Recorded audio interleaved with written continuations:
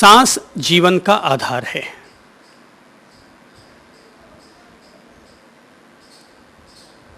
सांस एक ऐसा सेतु है जो कि हमें बाहर से लेकर भीतर तक जोड़ता है।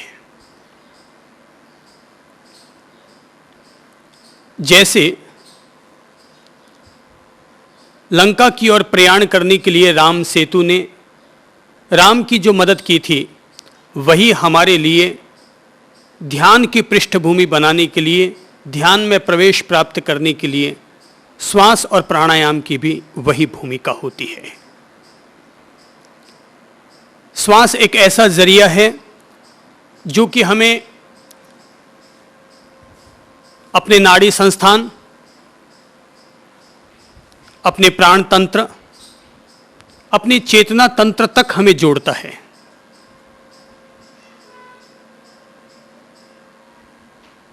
भले ही श्वास हमें यूं लगता हो कि यह केवल एक वायु के रूप में शरीर की व्यवस्था चल रही है, हकीकत में यह केवल एक व्यवस्था नहीं है, वरन एक ऐसा माध्यम, एक ऐसा सेतु, एक ऐसा जरिया है जो कि हमें तन से भी स्वस्थ करता है, मन से भी हमें निरोगी बनाता है और हमें हमारी जीवनी ऊर्जा, हमारे प्राण तंत्र को भी सक्रिय और ऊर्जावान बनाता है।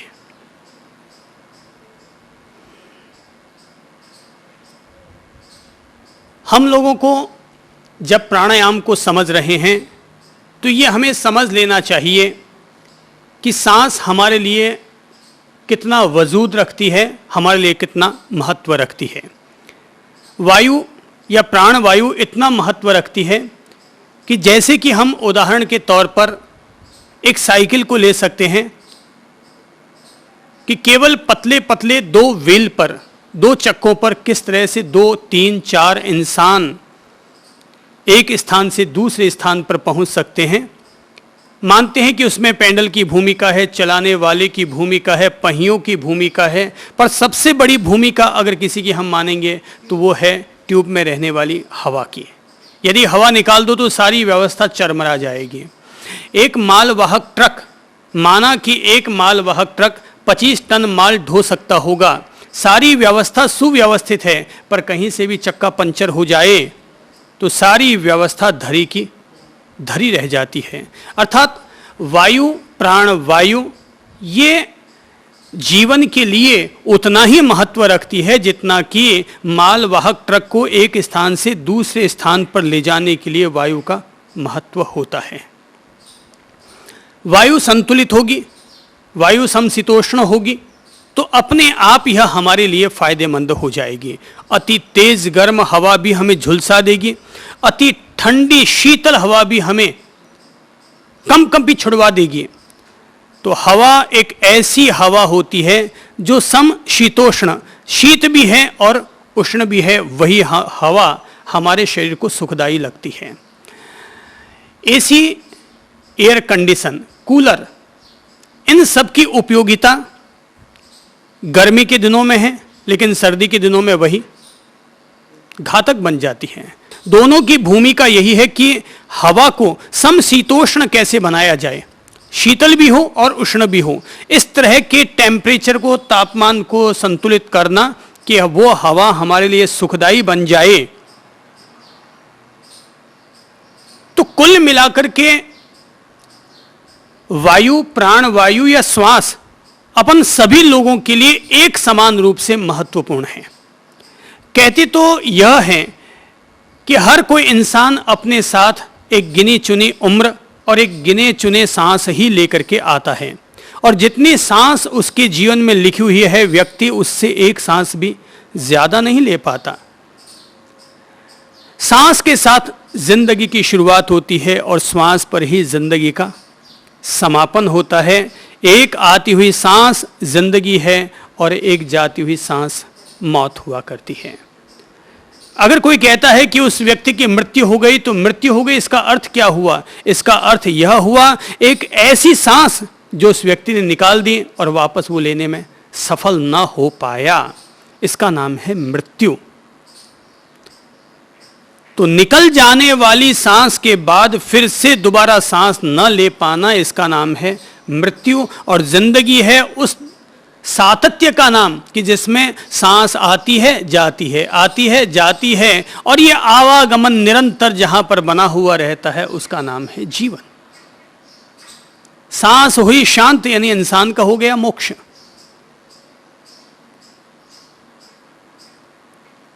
पहली बात यह कि श्वास अपन सब लोगों के लिए महत्वपूर्ण है। दूसरी बात यह कि सांस हमारे जीवन में काम कैसे करती है, इसकी उपयोगिता इतनी क्यों समझी जाती है। हम लोग नासिका के रास्ते श्वास लेते हैं और नासिका के रास्ते श्वास लेना ही लाभप्रद श्वास कहलाती है। मुंह के जरिए श्वास लेना श्वास को अशुद्ध कर देता है और नासिका के जरिए श्वास लेना श्वास को शुद्ध कर देता है। कैसे? मुंह के एक रास्ता है, नासिका के दो रास्ते हैं। नासिका के जरिए हम लेते हैं और छोड़ते हैं, पर मुंह के जरिए लेंगे तो उसका द्वार केवल एक ही रहेगा और नासिका के द्वार दो होते हैं। जब हम नासिका के जरिए श्वास लेते हैं तो नासिका के द्वार पर ही इतने सारे रोम, इतने सारे बाल उगे हुए हैं कि वो हमारी हवा को शुद्ध करते हैं, छानने का काम करते हैं, जबकि मुंह में यह व्यवस्था नहीं होती। मुंह हमारे लिए आहार ग्रहण करने की व्यवस्था है, वाणी का उच्चारण करने की व्यवस्था है, लेकिन नासिका श्वास लेने और छोड़ने की व्यवस्था है। तो नाक के जरिए जब हम श्वास लेते हैं तो नाक में जैसे ही पहला द्वार हम देखते हैं तो द्वार पर बालों का समूह है। शरीर में कोई भी कार्य ऐसा नहीं है, कोई भी व्यवस्था ऐसी नहीं है जो कि शरीर के लिए आवश्यक या उपयोगी न हो। हर चीज की आवश्यकता है। कोई यह ना समझे कि सिर पर बाल क्यों उग गए हैं, जबकि हमें हर 2 महीने के बाद आप लोगों को नाई के द्वारा कटिंग छटिंग करवानी पड़ती है। फिर यह व्यवस्था क्यों रखी है प्रकृति ने? अगर सिर पर बाल न हो तो आदमी का मस्तिष्क गर्मी के मारे, सर्दी के मारे या तो ठिठुरने लग जाएगा और या फिर गर्मी के कारण गर्म हो जाएगा। ये बाल हमारे सिर की रक्षा करते हैं। कोई वस्तु भी अगर हमारे सिर पर आकर लगे तो सीधी सिर पर प्रहार करने की बजाय बाल एक बीच में सुरक्षा कवच का काम कर देते हैं।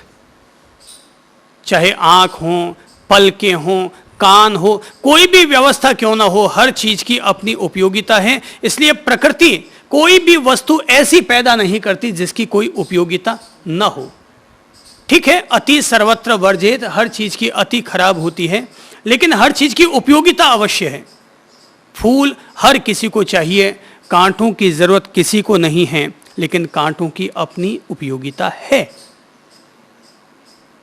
तो नासिका पर बने हुए ये जो हमें बाल नजर आते हैं, अनुभव होते हैं, हाथ लगाते हैं तो ये बालों की उपयोगिता है। तो बाल काम क्या करते हैं? पहला काम देखिए, हमने श्वास ली, श्वास ली तो हमारे नासिका द्वार पर 2 रास्ते हैं। एक को हम लोग सूर्य स्वर कह देते हैं और दूसरे को हम चंद्र स्वर कह देते हैं। ऐसा क्यों? दाएं नाक से जो सांस चलती है वो सांस गर्म होती है और बाएं नाक से जो सांस चलती है वो सांस ठंडी होती है। तो गर्म होने के कारण दाएं नाक से ली जाने वाली श्वास को अपन लोग सूर्य नाड़ी से चलने वाली श्वास कहेंगे और बाएं नाक से, उल्टे नाक से, लेफ्ट साइड से चलने वाली श्वास को अपन लोग चंद्र स्वर या चंद्र नाड़ी से जुड़ा हुआ श्वास कहेंगे। 2.5 दिन में अपने आप प्रकृति की व्यवस्था के मुताबिक 2.5 दिन में अपने आप ही सांस दाएं से बाएं और 2.5 दिन पूरा होते ही बाएं से दाएं अपने आप ही घूम जाती हैं। हालांकि श्वास को इधर से उधर और उधर से इधर करने का एक तरीका यह भी होता है और वो होता है करवट बदल करके सोना। जिस तरफ की हमारी सांस चल रही है, अगर हम उस तरफ अपनी करवट बदल लेते हैं तो अपने आप ही दूसरी तरफ की सांस खुल जाती है। ऐसा हवा का दबाव बन जाता है और उस हवा के दबाव के कारण अपने आप ही नासिका के छिद्रों के द्वार एक से दूसरे में चले जाते हैं, दूसरे से पहले में श्वास धारा चलने लग जाती है। श्वास की व्यवस्था है, प्रकृति की व्यवस्था है। कई लोग पहले ज़माने में जब घर से बाहर निकलते थे तो देख लेते थे कि हमारा काम होगा या नहीं होगा, और ये देखने के लिए वो नासिका के आगे हाथ लगाकर देखते कि अभी उनका स्वर कौन सा चल रहा है, सूर्य स्वर या चंद्र स्वर। तो उन्हें जिस कार्य के लिए जाना होता वे अपने हिसाब से उस स्वर को समझते और समझ जाते कि आज हमारा सूर्य स्वर है, अर्थात हम जो काम करने जा रहे हैं उसमें सफलता मिलेगी, ऊर्जा मिलेगी, हमें शक्ति मिलेगी। चंद्र स्वर चल रहा है यानी आज काम में ठंडापन रहेगा। इस तरह की मान्यता पढ़ने और सुनने में आया करती है। नासिका से जो हम श्वास लेते हैं, तो श्वास लेते पहला काम होता है, जैसे हम पानी पीते हैं तो कैसे पानी पीना चाहिए? छान कर। पानी को हम छान कर पीते हैं, वैसे ही श्वास को भी हम छान कर लेते हैं। प्रकृति की व्यवस्था ही ऐसी बनी हुई है। तो बाल जो नाक पर उगे हुए होते हैं, नाक के भीतरी भाग में, पहला काम तो है हवा को शुद्ध करने के लिए इन बालों की छलनी का उपयोग होना। तो हवा में जो मिट्टी के अत्यंत सूक्ष्म जो कण होते हैं, वो सारे कण हमारे इन छिद्रों में अटक जाते हैं और तब केवल शुद्ध श्वास अंदर जाने लगती है। प्रकृति ने केवल यहां पर ही छलनी नहीं लगाई है नाक में, नाक के भीतरी भाग में भी ऐसे ही सूक्ष्म सूक्ष्म बारीक बारीक रोम उगे हुए हैं, बारीक बारीक बाल उगे हुए रहते हैं और वो आगे से आगे छनती चली जाती है। हम लोग गले की तरफ बढ़ते हैं, वहां पर भी इतने सूक्ष्म सूक्ष्म भीतर जब उतरते हैं तो वहां पर भी अत्यंत सूक्ष्म सूक्ष्म रेसे बालों के उगे हुए रहते हैं, जो पूरी तरह से उस श्वास को शुद्ध करते हैं। प्योरिफिकेशन ऑफ योर एयर, वो बिल्कुल शुद्ध करते हुए भीतर लेते हैं और तब श्वास अंदर उतरती है। यदि कोई आदमी बिना छाने पानी पीता है तो घातक बन सकता है वो पानी। ऐसे ही बिना छाने अगर श्वास ले ले तो श्वास घातक बन सकती है। तो पहला काम तो है श्वास हमारी शुद्ध भीतर जाए। दूसरा काम है कि जब हम श्वास लेते हैं, ऐसे ही अगर हवा चलने लग जाए जैसे कि बाहर चलती है, तो आदमी देखता है कि गर्मी के दिनों में अगर हवा चलती है तो उसकी चमड़ी पर क्या प्रभाव आते हैं, और सर्दी के समय अगर तेज हवाएं चलने लगती है तो क्या प्रभाव आता है। सर्दी में अपन देखते हैं कि शरीर की चमड़ी फटने लग जाती है, गाल, होंठ ये सब फटने लग जाते हैं हवा के स्पर्श की वजह से। ज़्यादा तेज हवाएं चलती है, ठंडी हवाएं चलती है तो चमड़ी फटने लग जाती हैं। गर्मी में चिपचिपापन आ जाता है, पसीना आ जाता है, मिट्टी के कण चिपक जाते हैं, शरीर के जो छिद्र हैं, त्वचा में जो छिद्र हैं वो छिद्र बंद हो जाते हैं।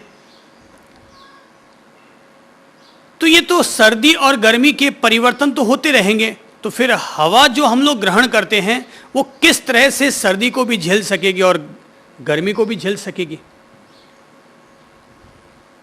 जैसे कि कोई आदमी अगर कुल्फी खाएगा तो अत्यंत शीतलता महसूस होगी, पर सर्दी के वक्त में भी अगर आप सांस लेंगे तो क्या श्वास इतनी ठंडी महसूस होगी? शरीर का धर्म है कि जो हम श्वास लेते हैं शरीर उसे अपने आप ही समशीतोष्ण कर देता है, अर्थात एक ऐसे तापमान पर शरीर श्वास को ले आता है जितना तापमान शरीर का रहा करता है।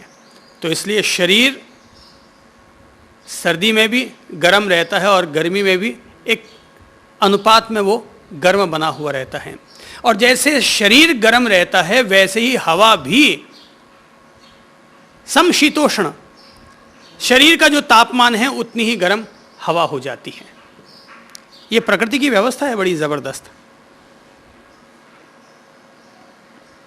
आप सोचिए कि इंसान 1 मिनट में 15 श्वास लेता और छोड़ता है, यानी कि एक श्वास को लेने और छोड़ने में उसको 4 सेकंड लगते हैं। तो कुदरत की व्यवस्था समझिए कि 4 सेकंड में हवा को, ठंडी हवा है तो उसे वो गर्म कर देता है और गर्म हवा है तो उसे वो ठंडी बना देता है। अर्थात हीटर और एयर कंडीशन दोनों ही हमारे इस शरीर की व्यवस्था में लगे हुए हैं। अभी ठंडी होती कैसे है, गर्म हो कैसे जाती है हवा? छलनी से छनने के बाद, बालों की छलनी से छलने के बाद, छनने के बाद जब हम श्वास भीतर जाती है तो हम देखते हैं जैसे ही अंदर हवा गई तो उसे सबसे पहले क्या मिलता है? अंदर में आर्द्रता, गीलापन, श्लेष्म, कफ। नासिका द्वार से लेकर के ठेठ हमारे श्वसन तंत्र, हमारे फेफड़ों तक ये कफ का गीलापन पूरे में बना हुआ रहता है। ये कफ की जो आर्द्रता है, यही, क्योंकि कफ जुड़ा हुआ है शरीर के भाग से, तो शरीर होता है एक अनुपात में गर्म, तो कफ भी होता है गर्म। हवा जब भीतर जाती है तो ठंडी है हवा, तो उसे गर्म कर देता है, और अगर हवा गर्म है तो उसको ठंडी कर देता है। इस तरह श्वास की जो प्रकृति है वो अपने आप ही समशीतोष्ण हो जाती है। फिर जब हमारी श्वास भीतर पहुंचती है, श्वास नलिका के जरिए हमारे फेफड़ों में जो नलिकाएं उतर रही हैं, मुंह के रास्ते, नाक के रास्ते, तो दो नलिकाएं हैं। एक है श्वसन नलिका, श्वास नलिका, और दूसरी है अन्न नलिका, भोजन नलिका। तो एक के द्वारा तो भोजन, पानी, पेय पदार्थ, खाद्य पदार्थ शरीर में उतरते हैं, और एक के द्वारा श्वास भीतर उतरा करती है। श्वास जब भीतर उतरती है तो वो जैसे कोई एक पेड़ होता है, तो पेड़ के तना भी होता है, जड़ें भी होती हैं, डालियां, उपशाखाएं, पत्ते, फल, तो जिस तरह से पेड़ के हुआ करते हैं सभी तरह की शाखा उपशाखाएं, ऐसे ही जो हम श्वास लेते हैं, इस श्वास का जो हमारा श्वसन तंत्र है, ये फेफड़ों की व्यवस्था भी हमारे लिए ऐसे ही एक पेड़ की तरह है। भीतर में ये जो गुब्बारा है जो कि हमारे श्वास को ग्रहण करता है, इसके इर्द गिर्द इतनी ज़्यादा असंख्य मात्रा में बारीक बारीक श्वास को ग्रहण करने वाली और छोड़ने वाली बारीक बारीक नलिकाएं हैं, और करोड़ों करोड़ अंगूर कहलाते हैं। जो वायु कोश हैं, इतने बारीक बारीक बारीक बारीक, ये गांठों की तरह महसूस होने वाले ये छोटे छोटे छोटे छोटे जौ के दाने जितने, मटर के दाने जितने, अंगूर के दाने जितने, ये जो वायु कोश कहलाते हैं हमारे फेफड़ों में व्याप्त रहने वाले, कहते हैं ये करोड़ों की तादाद में हैं, और ये सभी श्वास को लेने और छोड़ने में हमारी मदद करते हैं। तो श्वास हम लेते हैं तो इधर से दबाव बनता है, इधर से दबाव बनता है तो उधर हार्ट को दबाव मिलता है पंपिंग करने के लिए। ये बिल्कुल वैसे ही है जैसे कि लोहार की धौंकनी चलती है। तो ये जो हमारी श्वसन व्यवस्था है, ये लोहार की धौंकनी की तरह है। जब ये चलती है ऊपर नीचे, तो हार्ट पर आग का प्रेशर बनता है, प्राण वायु का प्रेशर बनता है। तो इस तरह से जब हम एक बार श्वास लेते हैं तो श्वास लेते ही वायु कोश अर्थात जो अंगूरे ये जो कहलाते हैं, ये अंगूर ये भी फूलते हैं, बैठते हैं, फूलते हैं, सकुचाते हैं। और बताती है करोड़ों करोड़ हैं। बताती है इनकी मात्रा इतनी ज़्यादा होती है कि इन अंगूरों को अगर बाहर निकाल कर बिछाया जाए तो 25 बाई 25 का कमरा वो पूरा का पूरा इन अंगूरों से आच्छादित किया जा सकता है। इतनी मात्रा में ये सारे अंगूर होते हैं। जब हम श्वास लेते हैं तो ये सभी चीज़ें हमारी काम करती है, पूरी एक फैक्ट्री है जो कि शरीर को संचालित करती हैं। तो ये तो हुई प्रक्रिया जो हम श्वास लेते हैं। पहला है श्वास का महत्व है जीवन के लिए। दूसरा बिंदु है और वो है श्वास हम लोग किस तरीके से शरीर में लेते हैं। तीसरा है श्वास हमारे शरीर को परिणाम कैसे देता है। जब हम श्वास लें तो उसका परिणाम किस तरीके से आता है हमारे शरीर में। हमें श्वास कैसी लेनी चाहिए, हमें श्वास लेनी कैसी चाहिए। प्रकृति की व्यवस्था है अपने आप सांस ली जा रही है, नेचुरल रूप में वापस सांस छूट रही है। जो हम सांस लेते हैं वो हमारे लिए अमृत है, जो हम श्वास छोड़ते हैं वो हमारे लिए जहर है। कार्बन डाइऑक्साइड शरीर के लिए जहर है और ऑक्सीजन शरीर के लिए अमृत है। हम लोग प्राणायाम को समझें उससे पहले ये भी हम समझ लें कि ये जो श्वास हम ले रहे हैं हम उसको ले कैसे। मेरी समझ से जो हम लोग श्वास लेते हैं उसके साथ 3 शर्तें हम लोगों को ध्यान रखनी चाहिए, 3 अनिवार्यताओं को हमें ध्यान रखना चाहिए। उनमें से पहली बात तो है, और वो है जब भी हम प्राणायाम करें, प्राणायाम अर्थात श्वास को एक विशेष क्रम देते हुए ग्रहण करना और छोड़ना, उसका नाम है प्राणायाम। प्राणायाम अर्थात आयाम देते हुए, हमने एक सोपान दिया, एक तरीका दिया और इस तरीके से हमने श्वास को लेना शुरू किया। जैसे प्रकृति से हम लोग श्वास लेते और छोड़ते हैं वो तो व्यवस्था है ही, पर जब हम इस श्वास के द्वारा अपनी सोई हुई चेतना को, अपनी सोई हुई ऊर्जा को जब हम जागृत करना चाहते हैं तो हमें इसको एक खास विधि देनी पड़ती है, एक प्रक्रिया देनी पड़ती है। यह गजब की बात है कि अगर हम श्वास की प्रक्रिया का उपयोग करते हैं तो शरीर के 70% रोग केवल एक प्राणायाम के द्वारा काटे जा सकते हैं। कितने प्रतिशत? 70% रोग केवल प्राणायाम के द्वारा काटे जा सकते हैं। आज अगर बाबा रामदेव, स्वामी रामदेव जी पूरे देश में अगर मशहूर हुए हैं तो उनके पीछे उन्होंने जिस माध्यम को अपनाया वो था योगासन। रविशंकर जी जिसके जरिए आज मशहूर हुए वो माध्यम था प्राणायाम। गोयनका जी और विपश्यना ध्यान पद्धति जिस वजह से मशहूर हुई वो थी श्वासोश्वास पर की जाने वाली ध्यान प्रक्रिया। एक बात पहली ये समझ लेनी चाहिए और वो ये है, श्वास हमेशा सचेतनता के साथ ली जानी चाहिए। विपश्यना में जो आनापान सती कहलाता है, अर्थात आती जाती श्वास पर अपनी स्मृति को, अपनी जागरूकता को कायम करना, अपनी आती जाती प्रत्येक श्वास का पूरी जागरूकता के साथ उसकी अनुभूति करना, प्रत्यक्ष अनुभूति करना, ठोस अनुभूति करना, इसी का नाम कहलाता है आनापान सती। सती यानी स्मृति, अपनी बुद्धि को, अपने चित्त को, अपनी जागरूकता को श्वासोश्वास पर केंद्रित करते हुए उसके उदय और विलय को तटस्थ भाव से जानना, राग द्वेष से रहित होकर के जानना, शांत चित्त होकर के जानना, उसका ज्ञाता दृष्टा होना, इसका नाम कहलाता है आनापान सती। मेरी समझ से जब हम प्राणायाम करते हैं तो हमें पहली बात तो यह ध्यान रखनी चाहिए कि हमारा प्राणायाम सचेतन प्राणायाम हो, जागरूकता पूर्वक प्राणायाम करें, ताकि वो हमारे लिए प्रत्याहार की ओर ले जाने में मददगार बने, ध्यान में प्रवेश करवाने में हमारा प्राणायाम हमारे लिए सहयोगी बने। अगर हम सचेतन प्राणायाम करेंगे तो हमारे लिए प्राणायाम की मैं जो दूसरी आवश्यकताएं बता रहा हूं वो अपने आप सिद्ध हो जाएंगी। और जागरूकता पूर्वक नहीं करेंगे तो सांस केवल फूं फां करके अपन लोग 10-5 मिनट में बस केवल शरीर की लाइफ एनर्जी को, जीवनी ऊर्जा को जगाने में अपन सहयोगी बन सकते हैं, पर चित्त को केंद्रित करने में, मन की एकाग्रता प्राप्त करने में अपन लोग सफल नहीं हो सकेंगे। तो प्राणायाम के साथ जो जोड़ा जाना चाहिए बिंदु, वो पहला बिंदु है और वो है सचेतन प्राणायाम कीजिए, जागरूकता पूर्वक।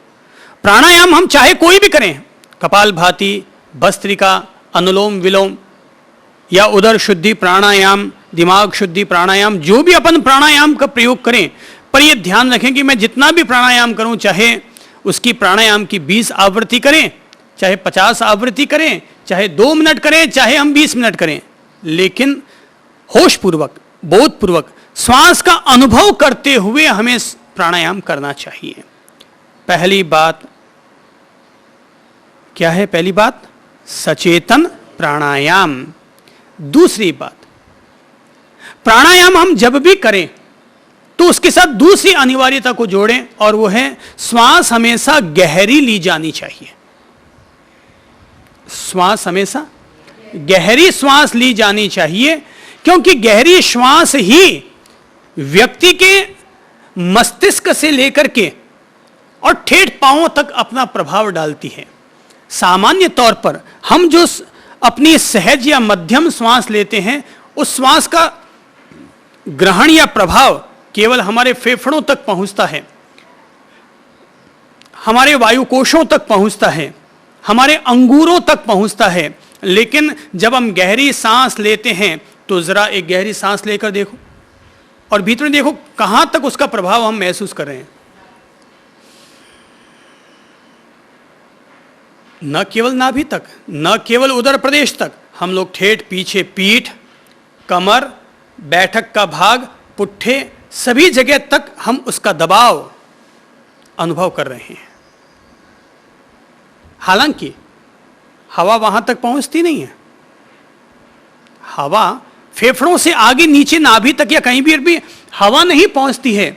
लेकिन जब हम लंबी श्वास लेते हैं, प्राणवायु जब हम लंबी ग्रहण करते हैं, तो लंबी ग्रहण करने से हमारा श्वसन तंत्र पूरे भराव में आता है।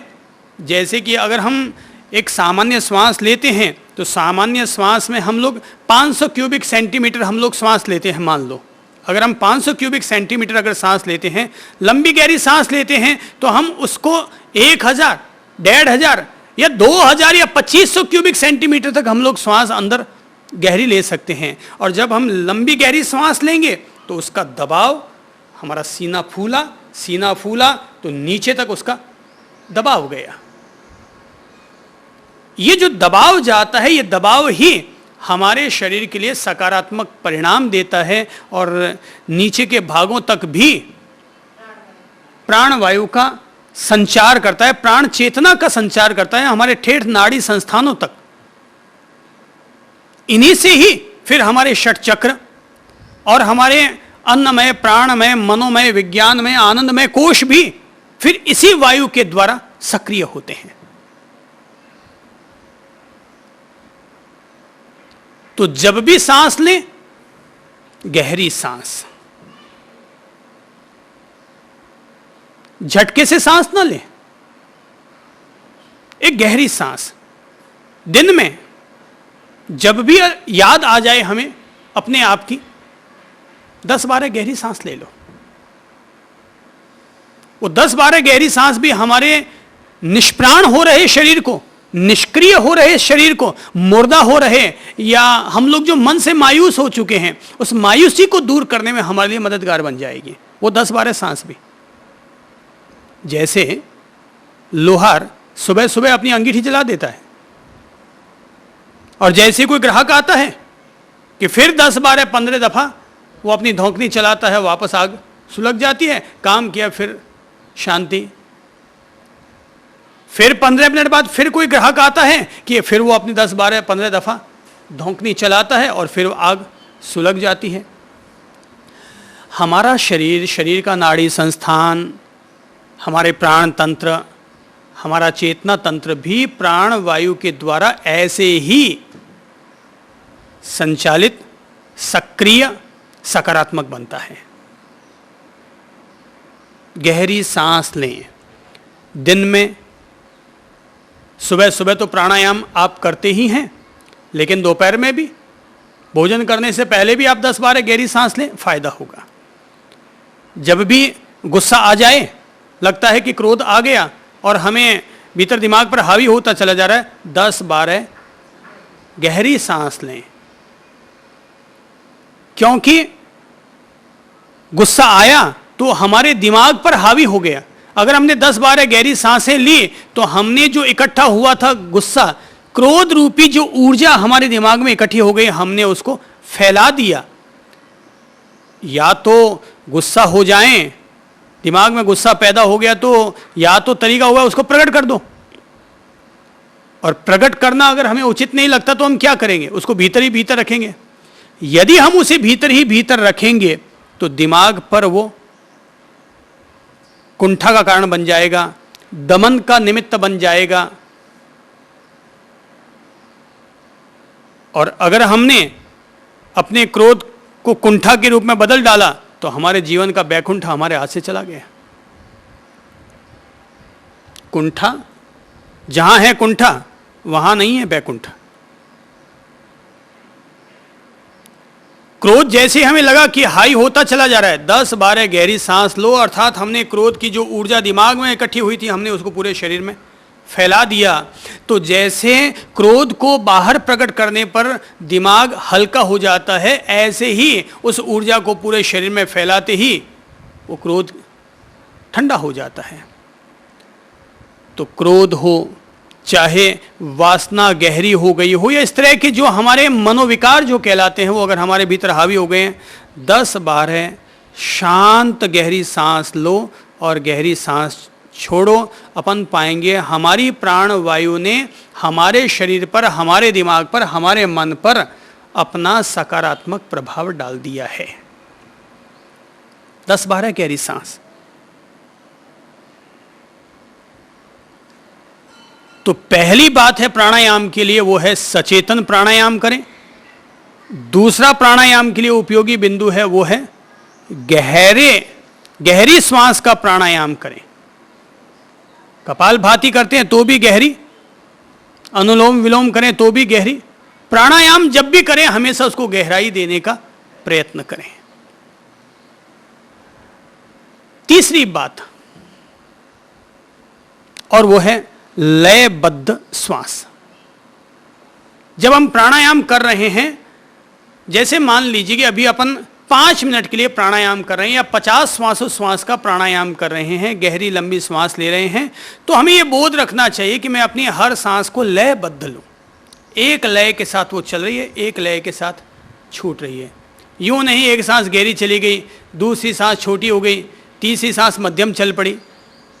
प्राणायाम की जो भी हम क्रिया प्रक्रिया कर रहे हैं उसमें हमें उसको लयबद्ध बनाना चाहिए। अर्थात यदि श्वास लेते समय हमें 5 सेकंड लगा है तो श्वास छोड़ते समय भी हमें 5 सेकंड लगे। अर्थात एक लय के साथ हमने उठाया है और उसी लय के साथ हमने श्वास का रेचन किया है। तो चाहे पूरक हो और चाहे रेचन हो, दोनों में एक लयबद्ध हम श्वास ले रहे हैं और श्वास छोड़ रहे हैं। मुझे तो ऐसे लगता है जब मैं प्राणायाम करता हूँ तो मुझे लगता है मैं प्राणायाम नहीं कर रहा, वरन मैं सांसों की बांसुरी बजा रहा हूँ, मुरलिया बजा रहा हूँ। मैं इतने मस्त होकर के प्राणायाम करता हूँ, भले ही 10 मिनट का प्राणायाम करूँ या 5 मिनट का प्राणायाम करूँ, पर वो 5 मिनट का प्राणायाम भी हर सांस को ऐसे लेता और छोड़ता हूँ जैसे कोई सारेगामापा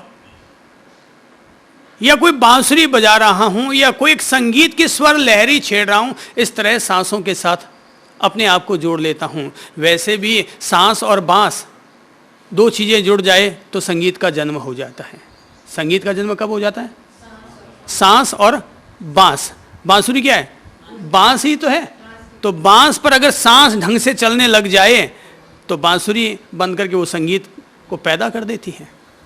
तो सांस और बांस का अगर एक संतुलन बैठ जाए तो संगीत पैदा हो जाता है। और हम भी अगर अपने भीतर श्वास ले रहे हैं और छोड़ रहे हैं एक मस्ती के साथ, एक आनंद के साथ, आनंदमयी मनोदशा के साथ अगर हम श्वास ले रहे हैं तो श्वास हमें वैसा ही सुख देगा जैसा कि बांसुरी का, मुरली का संगीत सुनने पर हमें सुकून मिला करता है। मस्ती ले रहे हो, प्राणायाम कर रहे हैं, बोले क्या कर रहे हैं? बोले मस्ती ले रहे हैं। श्वास के जरिए अपनी मस्ती ले रहे हैं, श्वास के द्वारा अपने मन को मस्त कर रहे हैं, श्वास के द्वारा अपने तन को ठीक कर रहे हैं। रोग कटते हैं, नकारात्मक भाव इसके द्वारा कटते हैं, केवल श्वास के द्वारा। पर ध्यान किन किन चीजों का रखा जाना चाहिए? नंबर 1 सचेतन प्राणायाम, नंबर 2 गहरा प्राणायाम, नंबर 3 लयबद्ध प्राणायाम। पहला क्या है? सचेतन, दूसरा गहरा प्राणायाम, तीसरा लयबद्ध प्राणायाम। ये 3 अनिवार्यताओं को अगर हम प्राणायाम के साथ जोड़कर करेंगे तो प्राणायाम निश्चित तौर पर हमारी सोई हुई ऊर्जा को, निष्क्रिय हो रहे नाड़ी तंत्र को या हमारे चेहरे की, हमारे दिमाग की मायूसियों को, चेहरे की झुर्रियों को निश्चित तौर पर कम करेंगे। प्राणायाम तो वैसे भी चिर यौवन की कुंजी है। प्राणायाम तो चिर यौवन की कुंजी है। जो व्यक्ति प्रतिदिन 20 मिनट प्राणायाम करेगा और 20 मिनट योगासन करेगा, वह व्यक्ति उम्र से भले ही बूढ़ा हो जाए पर अपने तन से, मन से, दिमाग से कभी बूढ़ा नहीं हो सकेगा, ऊर्जावान रहेगा। क्योंकि रोजाना उसने प्राणायाम के द्वारा, प्राणवायु के द्वारा अपने बूढ़े हो रहे शरीर को फिर से ऊर्जावान बनाने के लिए एक प्रयत्न कर डाला।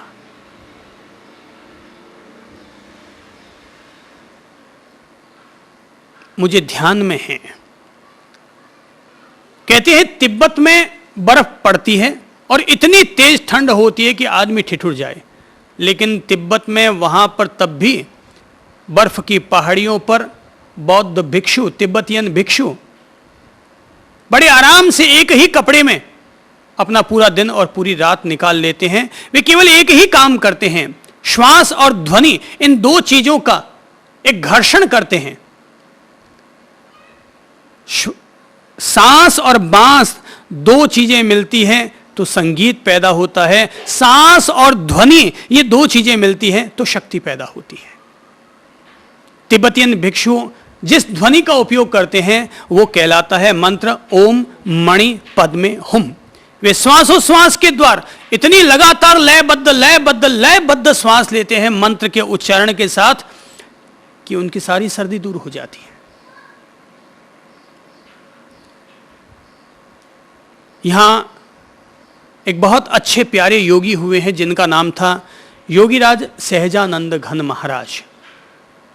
कहते हैं वो माघ महीने में राजस्थान के बालू के टीलों पर रात रात भर बैठा करते थे और संपूर्णतः निर्वस्त्र होकर के, और बताते हैं कि लोग उन्हें देखने वाले जो जिन्होंने देखा है वो बताते हैं उनके शरीर से पसीना चूआ करता था रात को, और वे रात भर मंत्र और श्वास, गहरी लंबी श्वास और मंत्र का रात भर उपयोग करते थे। अर्थात श्वास और ध्वनि, श्वास और मंत्र, इन दोनों का अगर लयबद्ध उपयोग किया जाए, गहरी श्वास और मंत्र, और इनका अगर हम लोग लयबद्ध उपयोग करते हैं तो अपने आप ऊर्जा जागृत होती है। अनेक लोगों ने देखा है उनको, मुझे भी कई करीबी लोगों ने बताया है उस योगी के बारे में कि रात को 2 बजे जब वो उनके पास जाते तो देखते थे कि उनके शरीर से पसीना टपक रहा है और वो लंबी गहरी सांस लिया करते, ओम का उच्चारण करते थे। अपन लोगों ने भी अपने यहाँ जो ओंकार ध्यान विधि जो विकसित की है उसमें केवल 2 ही चीज़ों का ध्यान रखा गया है, वो है श्वास और ओंकार महाध्वनि। इन 2 चीज़ों का एक खास ढंग से एक सिस्टम विकसित किया गया, एक लयबद्धता उसमें बिठाई गई कि वो महामंत्र, वो बीज मंत्र ओम और हमारी श्वास, ये दोनों मिलकर के हमारे चित्त में एक लयता लाएं, एकाग्रता लाएं, हमारे जीवन में व्याप्त रहने वाले तमोगुण को वे काटें, शरीर के रोगों को भी वे काटें, और हमारी चेतना को जगाने में, हमें आत्मवान बनाने में वो हमारे लिए मददगार बने। श्वास हमें शक्ति देती है, श्वास हमें ऊर्जा देती है, श्वास हमारे लिए जीवन का आधार है, श्वास हमारे लिए चिर यौवन की कुंजी है, श्वास हमें सौंदर्य देता है, हमारे बुढ़ापे को दूर करता है। श्वास ही जीवन है, श्वास है तो जीवन है, और श्वास चली जाए तो मृत्यु है। एक शव में और एक जीवित शरीर में इतना ही फर्क है, बाकी सारी व्यवस्था रहती है, लेकिन श्वास लेने और छोड़ने की व्यवस्था खत्म हो जाती है। बुद्धि वहीं रहती है, दिमाग वहीं रहता है, नाक, आंख, कान, गला, पूरा शरीर, सारी व्यवस्था वहीं रहती है, पर एक व्यवस्था हिल गई और वह श्वास लेने और छोड़ने की व्यवस्था हिल गई तो इंसान मर गया, लाश हो गया। श्वास लें सचेतन, श्वास लें गहरा, श्वास लें लयबद्ध। जब भी लगे 10-12 गहरी श्वास ले लीजिए। हमारे लिए श्वास निश्चित तौर पर प्रभावी होगी ही होगी। क्रोध को भी अगर शांत करना है तो तरीका क्या? शांत लंबी गहरी श्वास लो, चित्त में वासना के उद्वेग बहुत ज्यादा भड़क रहे हैं तो भी शांत लयबद्ध गहरी सांस लो और छोड़ो। हम लोग अब समझते हैं कि महर्षि पतंजलि जिस प्राणायाम की चर्चा कर रहे हैं कि आसन स्थिर होने पर श्वास प्रश्वास की गति को रोकना प्राणायाम है। अपन देखते हैं ये प्राणायाम अपन लोग कैसे करें। सीधे सरल प्राणायामों में सबसे पहला प्राणायाम तो मैं अनुरोध ये करूंगा कि अगर किसी भी व्यक्ति को कोई भी प्राणायाम नहीं आता, कोई नाम नहीं आता, कोई प्रक्रिया नहीं आती, कोई गुरु सिखाने वाला नहीं है, एक काम करे व्यक्ति, हाथ में पकड़ ले एक माला और किसी भी बगीचे में जाकर बैठ जाए, या घर में बैठना है तो खुली छत पर या बरामदे में, या कमरे में बैठना है तो सारी खिड़कियों को खोलकर एक कंबल का आसन बिछा लें। कंबल के आसन पर एक सफेद चादर बिछा दें, खुद भी ढीले वस्त्र पहने, जैसे महिलाओं के लिए जैसे सलवार सूट, पुरुषों के लिए पायजामा कुर्ता या धोती, जैसा अनुकूल लगे। जीन्स पहन करके न बैठे, टाइट कपड़े पहनकर न बैठें, ताकि श्वास के जरिए हमारे शरीर पर जो प्रभाव आ रहे हैं, जो दबाव आ रहे हैं, अगर हम टाइट कपड़े पहनेंगे तो हमारे लिए बाधक बन जाएंगे। कपड़े ढीले रखें। यहां तक कि कमर पर जो हमारे डोरी वगैरह बंधी हुई रहती है पायजामे की, सलवार सूट की, उसको भी हल्का सा हमें ढीला ही रखना चाहिए, क्योंकि जब हम श्वास लेंगे और छोड़ेंगे तो शरीर पर इसके सकारात्मक प्रभाव आएंगे, दबाव पड़ेगा, ऊर्जा जगेगी। तो ऊर्जा जगेगी तो हमारे शरीर के जो षट चक्र हैं, कुंडलिनी चक्र से जुड़ी हुई जो व्यवस्था है, मूलाधार, स्वादिष्ठान, मणिपुर, अनाहत, विशुद्धि चक्र, आज्ञा चक्र और ब्रह्मरंध्र सहस्रार, ये जो व्यवस्था योग ने स्वीकार कर रखी है, दे रखी है, ये सारी व्यवस्था प्राणायाम के द्वारा प्रभावित होती है, सक्रिय होती है। तो जब हम प्राणायाम करेंगे तो हमारे वस्त्र ढीले रखने चाहिए, धुले हुए वस्त्र हों, मन की स्थिति बहुत सकारात्मक हो। स्नान करने के बाद हम लोग प्राणायाम करें, निवृत्ति से फारिग होने के बाद, शौच क्रिया से फारिग होने के बाद अपन लोग प्राणायाम करें। नहीं तो अगर हम निवृत्ति से फारिग हुए बगैर, शौच क्रिया से फारिग हुए बगैर अगर अपन प्राणायाम करेंगे तो शरीर में जो दूषित वायु इकट्ठी है वो हमारे लिए जहर का काम कर जाएगी। इसलिए पहले उदर शुद्धि हो गई, लगता है कब्ज की बीमारी है, कब्ज की बीमारी वाले लोग रात को दूध पीते समय उसमें ईसबगोल की भूसी मिला दें 2 चम्मच, ताकि आंतों में चिकनाहट पहुंच गई और वो हमारे मल का रेचन कर देगी। सुबह तांबे के लोटे में रात भर रखा हुआ जो पानी है उसको छान करके वो पानी पी लें 2-3 गिलास, तो पेट पर अंदर में दबाव पड़ेगा, आंतों पर, बड़ी आंत, छोटी आंत पर, और मल का रेचन हो जाएगा। तो दूषित वायु है, अपान वायु, उसका भी रेचन हो गया। तो मोटा कंबल हल्का सा, उस पर सफ़ेद चद्दर बिछाएं, ढीले वस्त्र पहने, खुली हवा में बैठें, ताकि हमें अधिक से अधिक ऑक्सीजन, अधिक से अधिक हमें शुद्ध प्राणवायु उपलब्ध हो सके। मन की दशा को सकारात्मक रखें, मुस्कुराते हुए प्रसन्न चित्त से करें, मुर्दा मन से न करें। चित्त की जैसी दशा होगी प्राणायाम हमें वैसा ही परिणाम देगा। मरे मन से करोगे तो प्राणायाम हमें मृत्यु की तरफ ले जाएगा, और उत्साहपूर्वक प्राणायाम करोगे तो प्राणायाम हमें अमृत की तरफ ले जाएगा, जीवनी ऊर्जा की तरफ ले जाएगा, हमें ऊर्जावान बनाएगा। मुंह लटकाकर, शरीर ढीला रख करके हम लोग प्राणायाम न करें। जब भी प्राणायाम करें पद्मासन में, सुखासन में, वज्रासन में, स्वस्तिक आसन में, किसी भी सीधे सरल आसन में बैठें जिस पर अपन लोग आराम से बैठ सकें, और कमर सीधी रखें, मेरुदंड सीधा रखें, अपनी गर्दन को सीधा रखें, क्योंकि जब हम प्राणायाम करेंगे तो प्राणवायु का दबाव ठेठ पीछे सुषुम्ना, इड़ा पिंगला जो नाड़ी है, मेरुदंड से जुड़ी हुई जो व्यवस्था है, वो भी सब इसके प्रभाव में आएगी।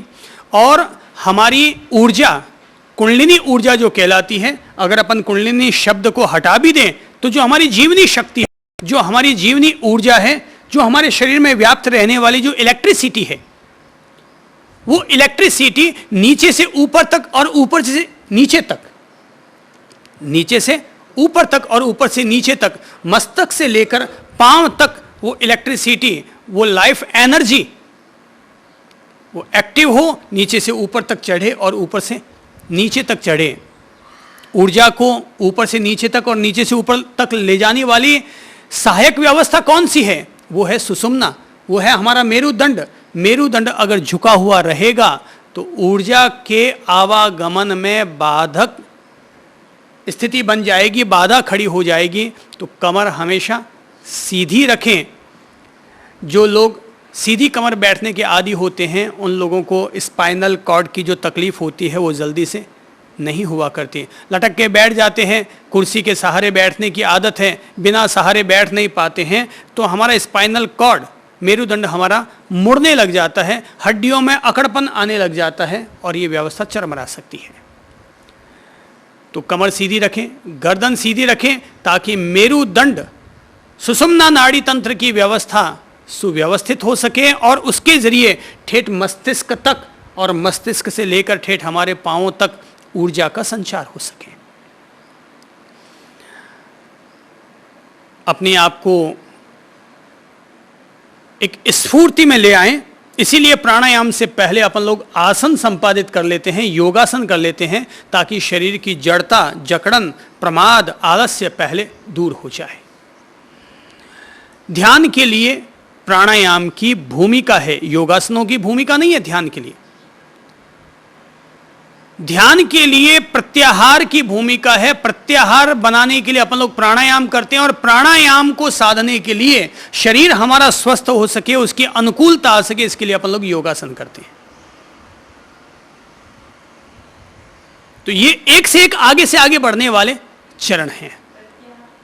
प्रत्याहार, इस पर अपन लोग कल परसों में फिर चर्चा करेंगे कि प्रत्याहार क्या है। प्रत्याहार का मतलब होता है अपनी भटकती हुई चेतना, अपने भटकते हुए मन को अपने आप में वापस लौटा लाना, इसका नाम है प्रत्याहार। प्रत्याहार अर्थात लौटाना, अपने आप में ले आना, इसका नाम है प्रत्याहार। ये सब चर्चाएं अपन लोग जब योग सूत्र का आनंद लेते हुए ध्यान में प्रवेश करेंगे, ध्यान को समझने की कोशिश करेंगे, तब अपन लोग प्रत्याहार, धारणा और ध्यान, ये तीनों बिंदु एक दूसरे से जुड़े हुए हैं। प्राणायाम यहां तक, यम, नियम, आसन, प्राणायाम, ये सब शरीर और मन के बहिरंग पहलू हैं। प्रत्याहार, धारणा और ध्यान, समाधि, ये चारों अंतरंग पहलू हैं। ये हमें अपने आप से जोड़ते हैं। प्राणायाम जब हम करेंगे तो अब ये व्यवस्था हमने समझ ली है कि हमें बाहरी वातावरण हमारा कैसा हो जाना चाहिए। शांत एकांत स्थान पर बैठ करें। बच्चे हो हल्ला कर रहे हैं, शोरगुल कर रहे हैं, वहाँ पर प्राणायाम न करें, ताकि प्राणायाम हमारे लिए शांति का निमित्त बन सके, शांति का आधार बन सके। अब हम प्राणायाम करते हैं। सबसे पहले जो हम लोग प्राणायाम कर लेते हैं, जैसा कि मैंने कहा, कोई भी अगर आपको प्राणायाम की प्रक्रिया नहीं आती है, हाथ में एक माला ले लें और 108 दफा शांत मंद गहरी श्वास लें, शांत मंद गहरी श्वास छोड़ें और श्वास के साथ ओम का स्मरण भी अगर हम लोग कर सकें तो ये हमारे लिए और बेनिफिट वाली बात हो जाएगी।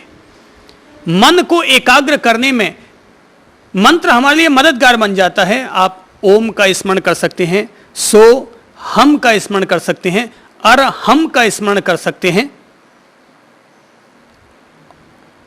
दो तरह के प्राणायाम होते हैं। प्राणायाम दो तरह के होते हैं, एक होता है सबीज प्राणायाम और दूसरा होता है निर्बीज प्राणायाम। पहला है सबीज प्राणायाम, बीज युक्त, अर्थात हमने जिसमें किसी स्मृति को, किसी मंत्र को हमने जोड़ते हुए प्राणायाम किया, वह कहलाता है सबीज प्राणायाम। और जिसमें हम बिना मंत्र के, बिना किसी शब्द पद को याद किए हम केवल शांत भाव से प्राणायाम संपादित करते हैं, तो वो कहलाता है निर्बीज प्राणायाम। जैसे समाधि होती है सबीज समाधि और निर्बीज समाधि, सविकल्प समाधि, निर्विकल्प समाधि। ये तो हम अपने आप को तौल लें, अपनी मनोदशा को तौल लें और देख लें कि मेरे चित्त में शांति रहती है या नहीं। अगर लगता है शांति नहीं है तो सबीज प्राणायाम करना चाहिए। और पहले चरण में तो सबीज प्राणायाम ही हमारे लिए उपयुक्त है। जब लगे अब हमारे साथ प्राणायाम पूरी तरह सध गया है तो हम निर्बीज प्राणायाम में प्रवेश करें। पहले हमें कौन सा प्राणायाम करना चाहिए? सबीज, बीज सहित अर्थात बीज मंत्र युक्त हमें प्राणायाम संपादित करना चाहिए। ये जो सुदर्शन क्रिया कहलाती है, सुदर्शन क्रिया में वो क्या करते हैं? पौन घंटे तक श्वासोश्वास की प्राणायाम की प्रक्रिया करवाते हैं और प्राणायाम में सोहम लगातार पौन घंटे तक ये सबीज प्राणायाम हुआ। तो चाहे अपन सोहम कर सकते हैं, चाहे अपन ओम कर सकते हैं, चाहे अपन अरहम कर सकते हैं। ये जिसकी जो मनोदशा के अनुकूल बैठता हो वो अपना वैसा कर ले। कुछ लोग या हु इस ध्वनि का उच्चारण करते हैं, इस ध्वनि का स्मरण करते हैं, आती हुई श्वास के साथ या और जाती हुई श्वास के साथ हु। सोहम का जाप करने वाले या सबीज प्राणायाम जो सोहम के साथ करते हैं, वे सो के स्मरण के साथ श्वास लेते हैं और हम के स्मरण के साथ सांस छोड़ते हैं। जो ओम ध्वनि, ओम बीज मंत्र के साथ श्वास लेते हैं, वे ओ के साथ श्वास लेते हैं और म के साथ श्वास का रेचन करते हैं। और चाहे तो अपन हर आती हुई श्वास के साथ ओम का स्मरण करें और जाने वाली सांस को ऐसे ही जाने दें। रेचन के समय कोई बीज मंत्र का उपयोग नहीं, केवल श्वास का ग्रहण। जितनी बार हम ग्रहण कर रहे हैं उतनी बार ओम। तो यह कहलाता है सबीज प्राणायाम, मंत्र के साथ प्राणायाम संपादित करना। लेकिन हम ये ध्यान रखें कि कम से कम 108 दफा यानी 10 मिनट तक तो प्राणायाम हमारे द्वारा हो जाना चाहिए। अगर लगता है 108 दफा ज्यादा हो रहा है, कोई बात नहीं, 20 सांस लो, फिर थोड़ा विश्राम कर लो। पहले 7 दिन तक, 10 दिन तक, 15 दिन तक अगर कोई नया व्यक्ति है तो 20 लंबी गहरी सांस ली, फिर आधे मिनट के लिए रिलैक्स कर लो अपनी बॉडी को, फिर वापस 20 सांस लो, फिर वापस 20 सांस लो। अर्थात 108 सांस हुई, यानी कि इतनी देर में हमें पूरे 10 मिनट लगे हैं। और 10 मिनट तक हमने दीर्घ श्वास प्रश्वास नामक हमने प्राणायाम संपन्न कर लिया।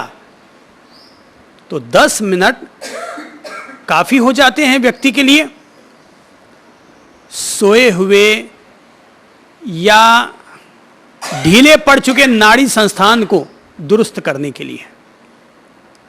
हाँ, अब जिनको लगता है वे अब प्राणायाम में और थोड़ा सा गहराई से प्रवेश करना चाहते हैं तो उनके लिए जो मशहूर प्राणायाम कहलाते हैं उनमें एक तो है भस्त्रिका प्राणायाम। भस्त्रिका शब्द का अर्थ होता है, भस्त्रिका का अर्थ होता है भूंगली।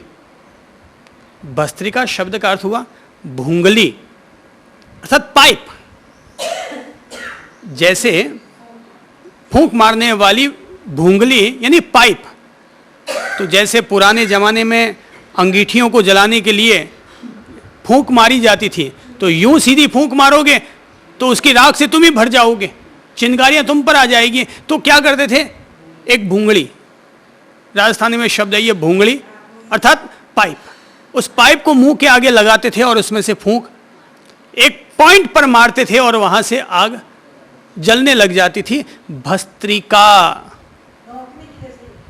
धौंकनी कह दो, भूंगली कह दो, पाइप कह दो, इससे क्या फर्क पड़ना है। शब्द कुल मिलाकर के बात हमें समझ में आ जानी चाहिए, बात पल्ले पड़ जानी चाहिए। तो जैसे कोई पाइप हवा मारने पर, पाइप के जरिए हवा मारने पर आग सुलग जाती है, ये भस्त्रिका भी हमारे शरीर के अग्नि तत्व को जागृत करने का एक माध्यम है।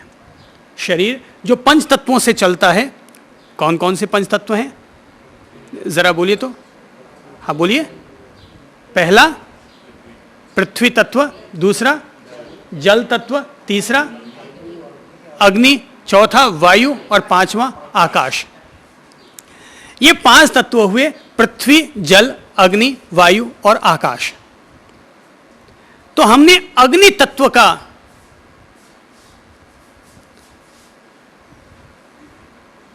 भस्त्रिका प्राणायाम के द्वारा हमने अपने शरीर के अग्नि तत्व को जागृत करने का प्रयत्न किया। इसमें हम लोग लंबी गहरी सांस लेते हैं, लंबी गहरी सांस छोड़ते हैं, लंबी गहरी सांस लेते हैं, लंबी गहरी सांस छोड़ते हैं, लयबद्ध लगातार सांस लेना, सांस छोड़ना, लगातार सांस लेना, सांस छोड़ना, यह कहलाता है भस्त्रिका। अब भस्त्रिका के भी कई प्रकार हैं, पर अपन लोग तो सौम्य भस्त्रिका करते हैं, अर्थात सीधी सरल भस्त्रिका।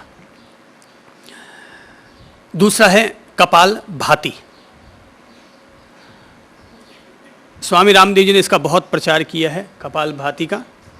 कपाल का मतलब होता है दिमाग, कपाल का अर्थ होता है दिमाग, और भाती का अर्थ होता है तेज। कपाल भाती, दिमाग को जो तेज करता है उसका नाम है कपाल भाती। मस्तिष्क को जो ऊर्जावान बनाता है उसका नाम है कपाल भाती। तो मस्तिष्क ऊर्जावान कैसे होगा? तो कहते हैं श्वास का केवल रेचन ही रेचन करो।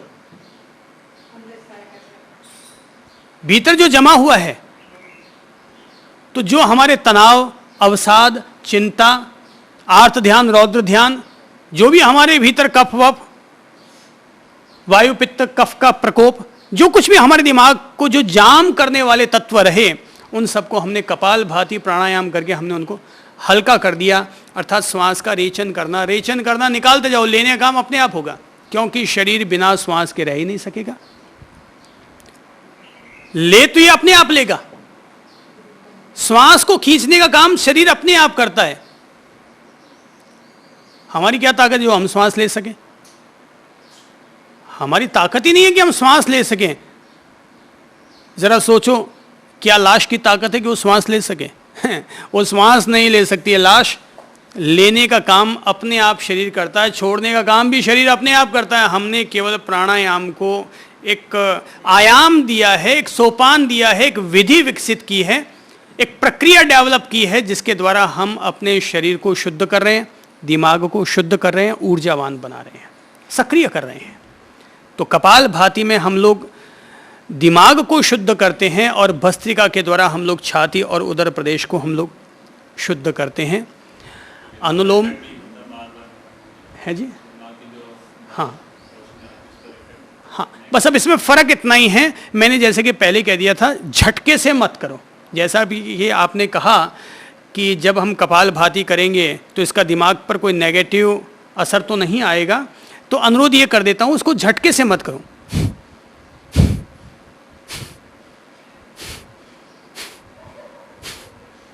उसको बाहर उलीसते जाओ, जैसे वो अंदर आई उलीस दो, जैसे अंदर आई उलीस दो। ये रेचन की प्रक्रिया है।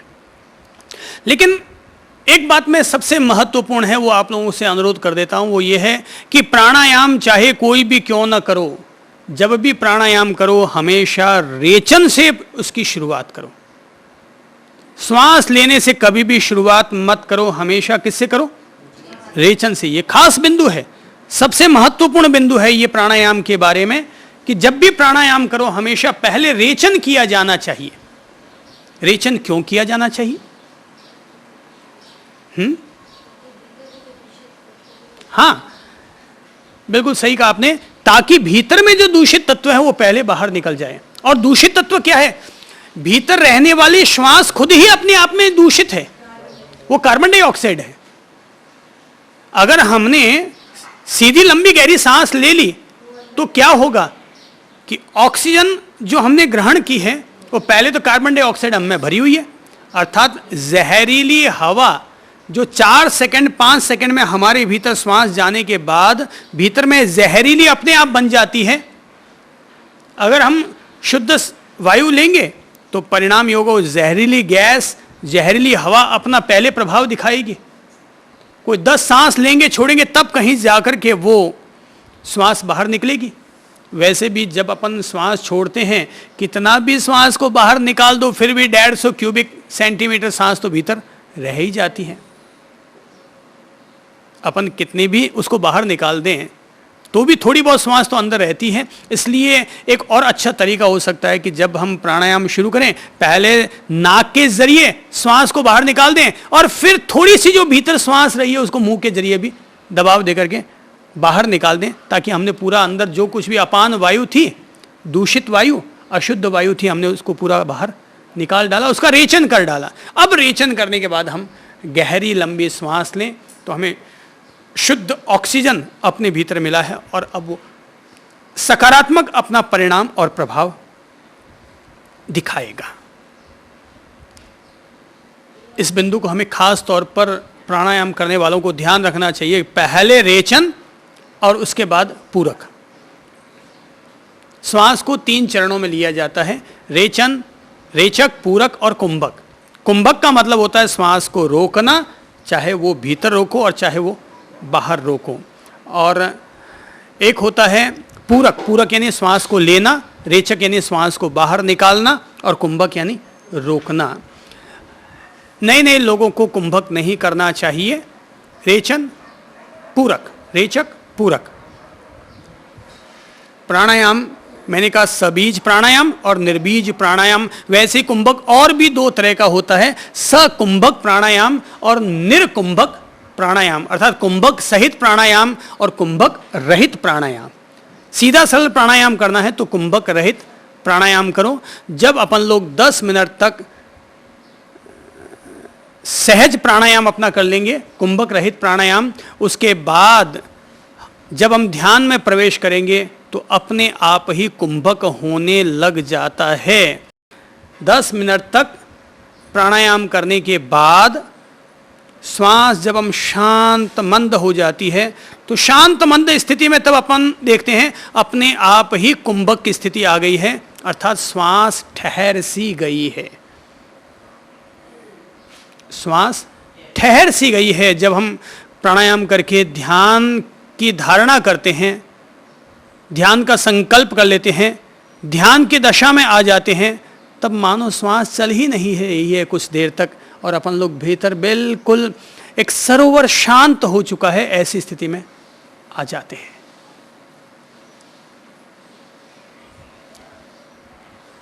दीर्घ श्वास प्रश्वास प्राणायाम, कपालभाति प्राणायाम, भस्त्रिका प्राणायाम, अनुलोम विलोम प्राणायाम अर्थात नाड़ी शोधन प्राणायाम। तो नाड़ी शोधन प्राणायाम में अपन लोग उल्टे नाक से सांस लेते हैं, सीधे नाक से निकालते हैं, फिर वापस सीधे से लेते हैं और उल्टे से निकालते हैं। बाएं से लेना, दाएं से निकालना, दाएं से लेना, फिर वापस बाएं से निकाल देना।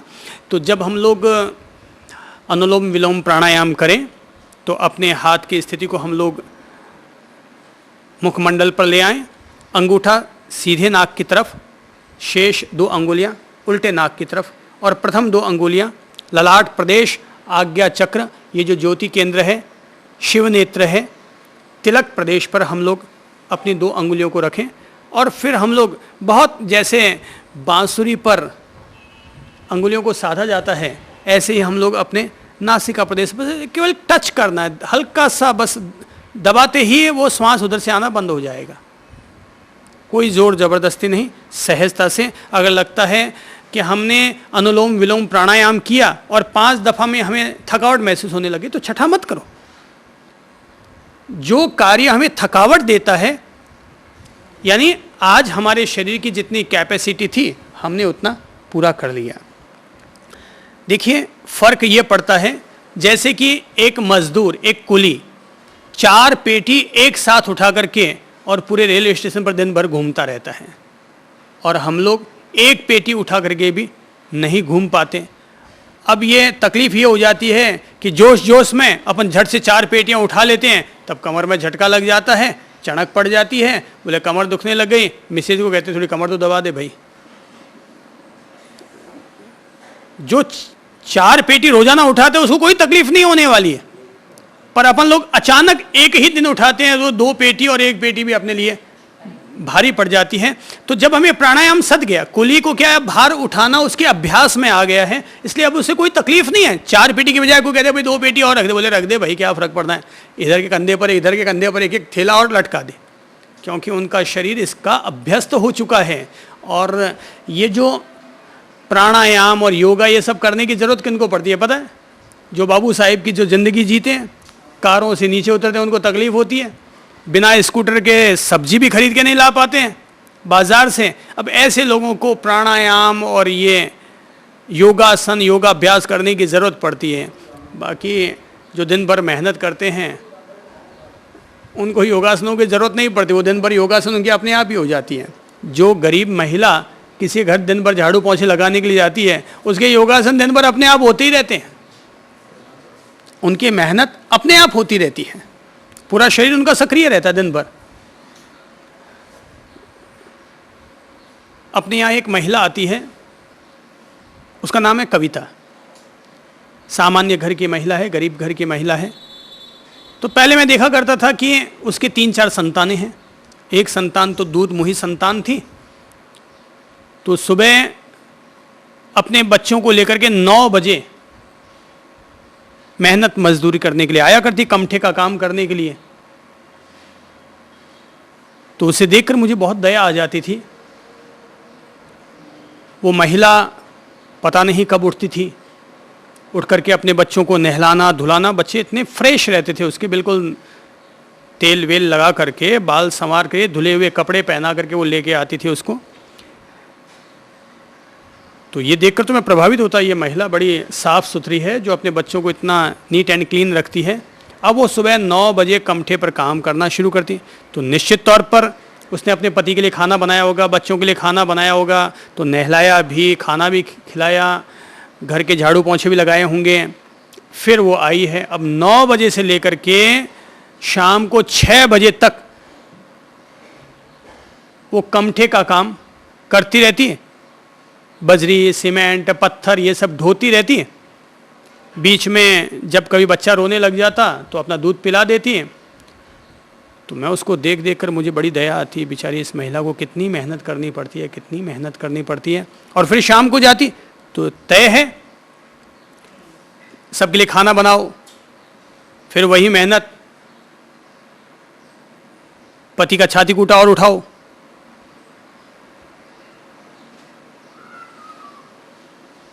फिर भी वो रोजाना उतनी ही ऊर्जावान दिखाई देती। खाने को क्या मिलते होंगे, आप सेठिए लोग हैं, आपको बादाम खाने को मिलते होंगे, रोटी पर घी लगा करके खाने को मिलते होंगे, जूस पीने को मिलता होगा, दूध पीने को मिलता होगा, बेचारे गरीबों को क्या मिलता होगा, मगर फिर भी वो ऊर्जावान हैं। वो ऊर्जावान क्यों हैं? क्योंकि वो रोजाना लगे हुए रहते हैं, इसलिए वो ऊर्जावान हैं। और अपन लोग कभी कभार लगते हैं इसलिए ठंडे पड़ जाते हैं। आधे घंटा मेहनत करते हैं, पसीने पसीने हो जाते हैं, वो दिन भर मेहनत करते हैं तो भी कुछ नहीं होता।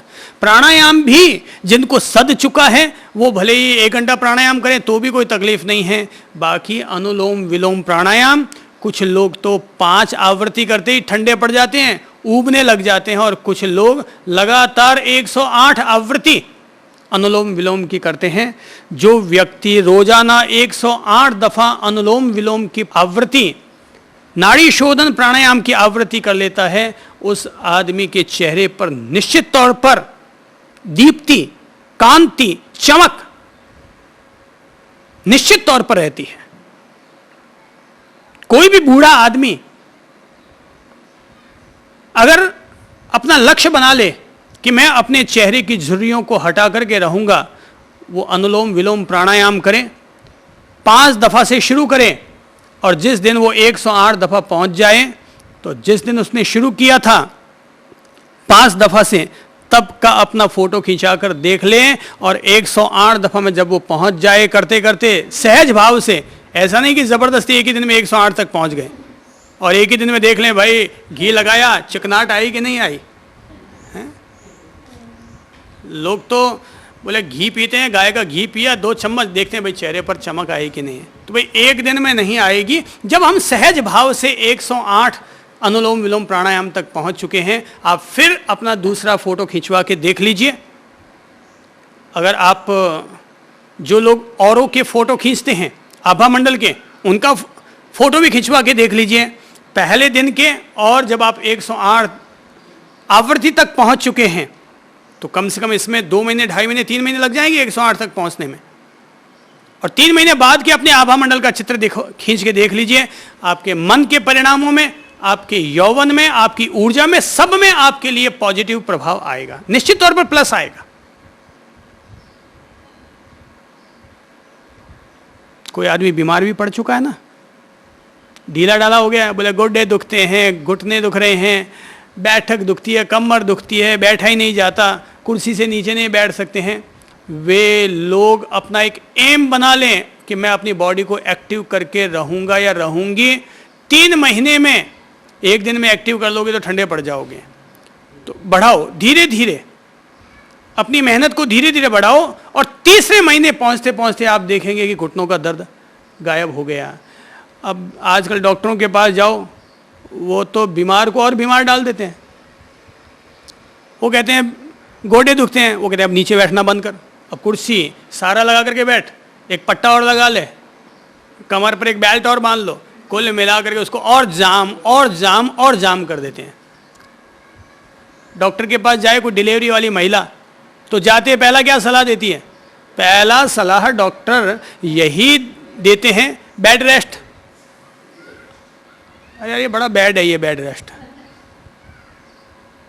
मैंने सुना है, मेरी माँ ने मुझे बताया है, बाकी सच का मुझे ज़्यादा ज्ञान नहीं है, अनुभव नहीं है, पर मेरी माँ ने मुझे बताया है कि जब डिलीवरी वाली महिला होती तो 8वें महीने में उसको स्पेशली चक्की के पास बैठा देते थे और हाथ चक्की में उससे 1 किलो गेहूँ पिसवाते, आटा उससे निकलवाते थे।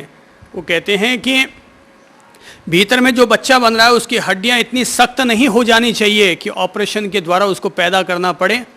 अगर तुम वर्क करते रहोगे तो सहज में तुम्हारी डिलीवरी हो जाएगी, अंदर में उसके अंग भी लचीले हो जाएंगे।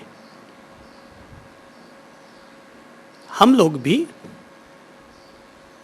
अपने आप को अगर वर्क में लगा देते हैं, मेहनत में लगा देते हैं, तो मैं दावे के साथ कहूँगा कि 3 महीने में अभी से एम बनाओ। 2 दिन में तो ठीक होगा नहीं। देखिए साहब, हड्डियाँ जो जकड़ गई हैं, चाहे वो कमर की हो, चाहे वो गोडे की हो, चाहे पाँव की हो, 2 दिन में तो ठीक होगी नहीं। चाहे दवाइयाँ ले लो, अंग्रेजी दवाइयाँ लोगे तो वो बस वो कहेंगे कॉम्बीफ्लेम खा लो, दर्द थोड़ा ठीक तो होता नहीं है पर सहन करने की क्षमता बढ़ जाएगी। ये और 2-4 दवाइयाँ लिख देंगे और क्या करेंगे, यही सब काम करेंगे। तो अब ऐसी स्थिति में दवाइयाँ ले लो, वो सब कर लो, ये सब बातें आएंगी। 3 महीने का एक टारगेट बनाएं, एक लक्ष्य बनाएं, एक सपना देखें और धीरे धीरे धीरे अपने आप को एक्टिव करें, एक्टिव करें, एक्टिव करें। 3 महीने बाद आप देखेंगे आपके मूवमेंट बहुत अच्छे हो गए हैं, बॉडी की स्थिति बहुत अच्छी हो गई है, शरीर में अब ऊर्जा वापस आने लग गई है। अपने आप को जितना बाबू साहब बनाओगे, शरीर हमारे साथ उतना ही धोखा देगा, और शरीर को हम जितना सक्रिय रखेंगे, ये शरीर हमारे लिए एक मित्र की तरह, एक दोस्त की तरह हमारे लिए उतना ही सहयोगी बनता चला जाएगा। योगासन और प्राणायाम दोनों ही हमारे लिए सहयोगी हैं, उपयोगी हैं, कल्याणकारी हैं। हम इनको अपने 2 हाथों की तरह बना लें। एक हाथ में योगासन है और दूसरे हाथ में प्राणायाम है। जैसे पंछी 2 पाँखों के सहारे उड़ा करता है, वैसे ही हम आसन और प्राणायाम इन 2 पाँखों के सहारे अपने आप को शक्तिमान, ऊर्जावान बना सकते हैं। ये पहला और अंतिम नियम है। अपनी ओर से आज प्रेम पूर्वक इतना ही अनुरोध करता हूँ। नमस्कार।